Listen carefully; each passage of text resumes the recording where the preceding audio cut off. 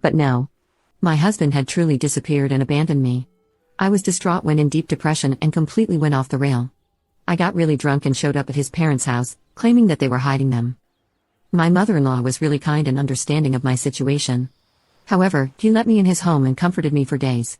I can't remember how many times I cried on his shoulder. Eventually, I accepted reality and began working on moving on. It took me a long time. Even with the support of my family and friends, I still missed my husband a lot.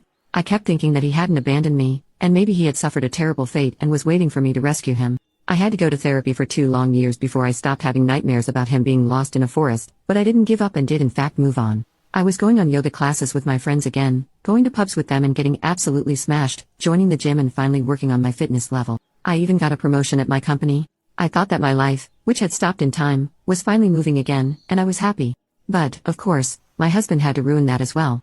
A little less than 4 years after he disappeared, I saw my husband standing at my door with a baby in his arms. You can now check if there is a part 2 by clicking share and more. I thought that my life, which had stopped in time, was finally moving again, and I was happy. But of course, my husband had to ruin that as well. A little less than 4 years after he disappeared, I saw my husband standing at my door with a baby in his arms. I thought that I was dreaming again and asked, "Is that really you?" He excitedly said yes and asked if he could come in. But I refused and told him to keep standing. I didn't know what was going on, but wasn't going to be deceived again. "Why did you come back?" I asked him, and his reply enraged me more than anything.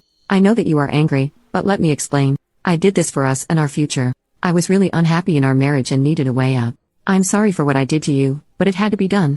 I wanted a child, and you couldn't give that to me. And I thought that running away from you and having a child with someone else would be the only solution. But once I had him, I realized that I wanted to come back to you. You were still the one whom I loved in my heart. So here I am. I want to raise this child, our child, together with you, and spend the rest of our married life happily." I took a moment to process his words and then just started laughing. This man was crazy if he thought that he was justified in what he did. I calmly told him, "Listen. You and I are done. You betrayed me and left me. Our relationship ended that day, and I have moved on. I don't know that child and probably never will, so just leave and go back to where you came from." That was a pretty good way to end things off, in my opinion.